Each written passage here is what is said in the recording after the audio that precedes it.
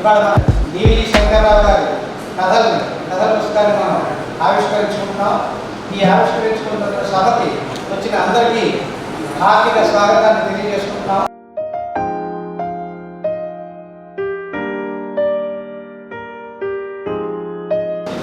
Chief guest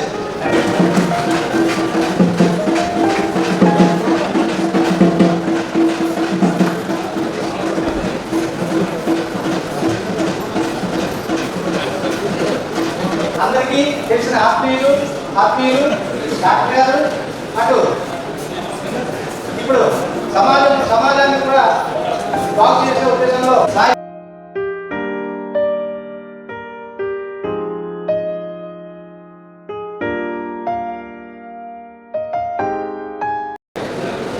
చాలా మంది పెద్దవాళ్ళు సరైన టైం పెట్టాక కొంచెం ముందుగా వచ్చారు. వాళ్ళందరికీ సంస్థ తరఫున క్షమించమని కోరుతూ సభను అట్లా స్పీడ్గా తీసుకెళ్ళడానికి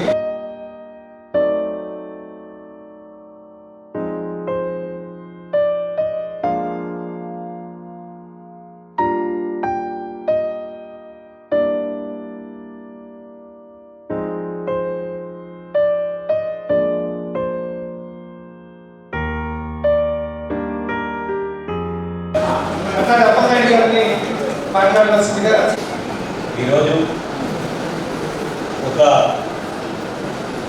ఆదివాసీ ప్రాంతం నుంచి అత్యున్నతమైన వైద్య విద్య నేర్చుకొని ఒక వైద్యుడిగా, అదే సందర్భంలో ఒక ప్రాంతపు పార్లమెంటరీ రాజకీయవేత్తగా అరుదైన పాత్ర నిర్వహించిన వ్యక్తి మరో అరుదైన కవిత్వము, కథలు రాయడం, వ్యాసాలు రాయడం, లేఖలు రాయడం అనేక వ్యాసాంగాన్ని కొనసాగించడం చేసిన డాక్టర్ పివిజి శంకర్రావు గారి కథా సంపుట ఆవిష్కరణ రోజు అన్నది ప్రత్యేకమైనది.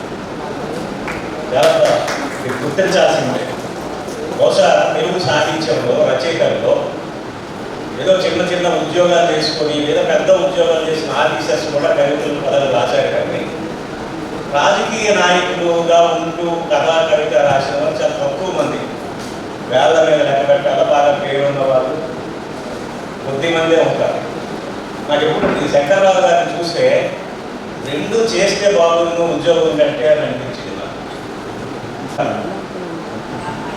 ఈ దేశంలో వైద్యం కంటే తనకు వైద్యం చేసుకునే మనుషులే ఎక్కువ. కానీ రాజకీయాల్లో సమాజం కోసం పనిచేసే నిజాయితీ కలిగిన వ్యక్తులు చాలా అరుదు. ఆ వ్యక్తి సాహిత్యవేత్త అయితే ఇంకా చాలా బాగుంటుంది, సమాజానికి మేలు జరుగుతుంది. ఈ రెండు చేయగలిగిన వ్యక్తి ఆయన. ఇంతవరకు కవితల గురించి చెప్పారు. నాకు శంకర్రావు గారిని ఈ ప్రత్యేకతలు చూస్తుంటే ఇంకోటి ఏమనిపిస్తుందంటే, అసలు కళింగాంధ్రలో రచయితలే ప్రతి వాడికి ఒక స్టైల్, ఒకరి స్టైల్ ఇంకోటి ఉండదు. కాళీపట్నం రామారావు రాసినట్టు రావిశాస్త్రి రాయడు, రావిశాస్త్రి రాసినట్టు చాసో రాయడు. అలాగే అనేక మంది కొత్త వాళ్ళు కూడా కవులు కానీ కథకులు కానీ ఎవరి స్టైల్ వారిది. శంకర్రావు గారి స్టైల్ శంకర్రావు గారిది.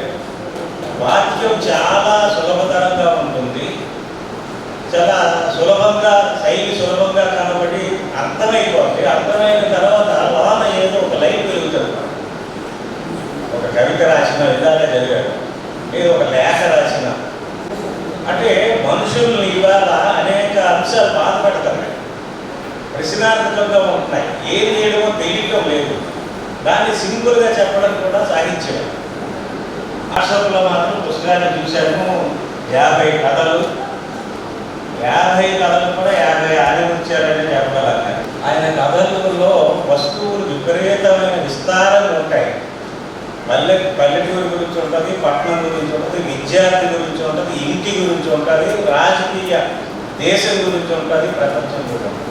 అంటే ఇంత విస్తారమైన కథా వస్తువులు తీసుకొని 4 పేజీల్లో కథ చేయడం మనకు తెలిసిన విద్య తెలిసిన గొప్ప రచయిత. అది చాలా కష్టం. నేనైతే ఇంటి దగ్గర ఆరంభించి ప్రపంచానికి వెళ్ళిపోతాను. ఆ కథ ముగించేసరికి 15-20 పేజీలు అయిపోతుంది. ఈరోజు ఆ 15-20 పేజీలు కథను వేసే పత్రికే లేదు.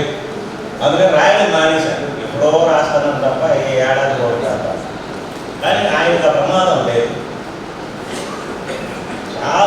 అడుగుతుంది ఈ 50 కథల్లో బహుశా 50 వస్తువులు, 50 రకాల జీవితాలు. అది అసలు కుటుంబంతో చాలా లవ్ స్టోరీ అసలు. ఏం సార్ అంతేనా? అది చాలా అసలు మీకు ఆ కథ చదవండి. నేను మామూలు సరదా చెప్తాను తప్ప చదివితే ఇంకా ఎంజాయ్ చేయొచ్చు. బహుశా అందరికీ ఉంటారండి, చెప్పుకోరు. లవ్ స్టోరీలు చెప్తే పిల్లలు ఏమనుకుంటారో, పిల్లలు ఏమనుకుంటారో అది దాచుకుంటారు. రచయితకి ఆ ప్రమాదం లేదు, ఎవరి మీద పెట్టి రాసేస్తాం అతను వాళ్ళే. రోబో 3 అని ఒక కథ చదివారు. చాలా అసలు 4 పేజీలు కథ అది. ఇప్పుడు రోబోలు అవసరం చాలా పెద్ద మన నాయకులందరూ ఒక పక్క పాత సనాతన ధర్మం చాలా ముఖ్యమని చెప్తున్నారు, అది వదిలేదు. డాక్టర్ గారు రాసింది ఏంటంటే రోబో ఒక ప్రధానమంత్రి స్థాయి వాడు టెక్నీషియన్స్ పట్టుకొని సైంటిస్టులు పట్టుకొని రోబోని తయారు చేయమంటాడు. ఎందుకు? టెర్రరిస్టుల ప్రమాదం ఉంది ఈ దేశంలో, కాశ్మీర్లోనూ అక్కడ ఇక్కడ. వాళ్ళని అటాక్ చేయాలంటే మన పోలీసులు, మన సైన్యం, మిలిటరీ బయటకు రావడం లేదు. అటువంటి టెర్రరిస్టులు చాలా తెలివైన వాళ్ళు, అసలు వాళ్ళని ఎదుర్కొని ఓడించలేము. డాక్టర్ గారు ఏం చేశారు, ఒక రోబోని తయారు చేయించి టెర్రరిస్టులను ఎలాగైనా కసపు లాంటి వాటిని తప్పకుండా ఎదుర్కొని ఓడించి అరెస్ట్ చేసి పట్టుకు రావాలి. అది ఒక పెద్ద సభ. ఎలాగో ఆయనలో గొప్పదనం ఏంటంటే అనేక విషయాలు, ఆ దృశ్యాన్ని చూసి చంపడాన్ని చూసి ఎంత ఎంజాయ్ చేశాడో, ఈ దేశ ప్రధాని టెర్రరిస్టులు చంపే దృశ్యాన్ని బహిరంగ సభలో ప్రజలతో పాటు చూస్తూ ఆ సైంటిస్ట్కి సన్మానం చేయాలని ఏర్పాటు చేసుకుంటాడు ఆయన. రోబో వస్తుంది, ఉగ్రవాదులు వస్తారు, అంతా అయిపోతే అంతా అనుకుంటే ఏం జరిగింది, ఒక డిస్కషన్ జరుగుతుంది. రోబో ఆ టెర్రరిస్టుని కౌగులించుకొని వెరీ గుడ్ కంగ్రాట్స్ జాగ్రత్త ఉండని వెళ్ళిపోతాడు. రోబో వెళ్ళిపోతుంది. ఈ ప్రధానమంత్రి మర్చిపోతుంది, జనం అందరూ క్యాన్ వేసుకొని వెళ్ళిపోతారు. ఏం జరిగింది అంటే ఆ రోబోలో ఫీడ్ చేసేటట్టు. ఇలా రోబోకి ఏమి సొంత జ్ఞానం ఉండదు, మనం ఏం ఫీడ్ చేస్తే అది ఉంటుంది. అది నా సామాజిక వర్గమా కాదా అని అడుగుతారు క్వశ్చన్. ఆ టెర్రరిస్ట్ తన సామాజిక వర్గం అని అనేసరికి కౌగులించుకొని జైలు అంటున్నాడు. టెర్రరిస్ట్ కంటే ప్రమాదకరము ఈ దేశంలో సామాజిక వర్గం అనే భావన. ఎంత అద్భుతమైన అంటే చాలా అవసరమైంది. ఇలాగ క్రికెట్లో గెలిస్తే అది ఎవరి కులం వస్తుంది, రన్నింగ్లో గెలిచిన వారు, కుస్తీలో గెలిచిన వారు, అన్నిటికీ కులము మతము వస్తుంది. దాన్ని ఎంత వ్యంగ్యంగా సాధారణమైన వాడికి అర్థమైనది రాసిన గొప్ప కథలు రాశారు. ఇది అడిగాలలో ఉన్న ప్రతి రచయితకి బాధ్యత ఏంటంటే, ఏ నేలలో ఉన్న రచయితకైనా ఆ నేల తాలూకా జీవితాన్ని, వాస్తవాన్ని, విధ్వంసం ఉంటే విధ్వంసాన్ని, వివక్ష ఉంటే వివక్షని, దుఃఖం ఉంటే దుఃఖం, ఇది అరాచకం ఉంటే అరాచకాన్ని చెప్పాలి బయటికి. రచయిత తన సాహిత్యంలో చూపాలి. గొంతు లేని ప్రజలకి గొంతు అవ్వాలి నీ కలం. అది డాక్టర్ గారు లాంటి వారు, నాలాంటి వాడు రాస్తే ఇలాగే రాస్తాడు అన్నారు. కాదు దుర్మార్గం అయిపోయింది, అన్యాయం అయిపోయిందని నేను రాస్తే అమిత్ షా అది గ్యాంగ్ తొట్టి గ్యాంగ్ అలాగే అంటారు అనేస్తాడు. ఒక జీవితాన్ని, అణచబడ్డ జీవితాన్ని, ముఖ్యంగా గొంతు లేని కళింగాంధ్రలో గొంతు లేని జీవులు ఇవాళ చాలా ఉన్నాయి. ఎక్కువగా ఇంతవరకు మనము అగ్రవర్ణాలు రాస్తాం, మధ్యతరగతి రాస్తాం, రైతుల గురించి రాస్తాం, ఆదివాసీల గురించి రాసేవాళ్ళు లేదు అసలు. మల్లిపురం జగదీష్ అనే ఒక రచయిత మళ్ళీ డాక్టర్ గారే వచ్చారు. ఎందుకో ఆదివాసీలు, దళితులు చాలా అణచబడతాయి.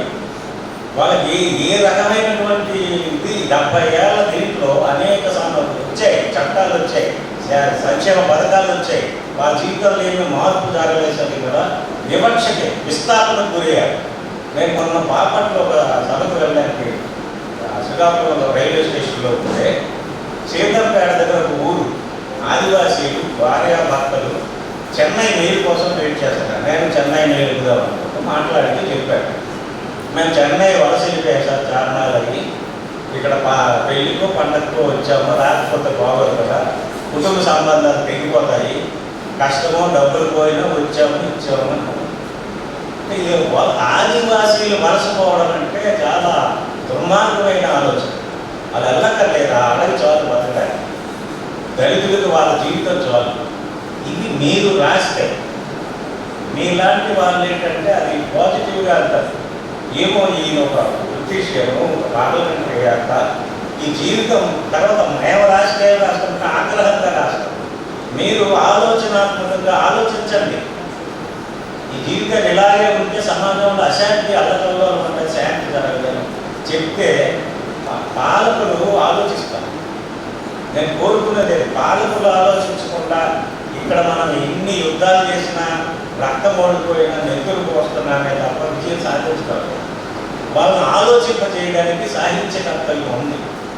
అనేక అంశాలు ప్రభుత్వ పథకాలు ఇవన్నీ చేస్తే గొంతు లేని వాళ్ళకి గొంతు ఇచ్చినట్టు అవుద్దని ఆ పని చేయాలంటే ఇంకో విషయం ఇక్కడ చెప్పాలి.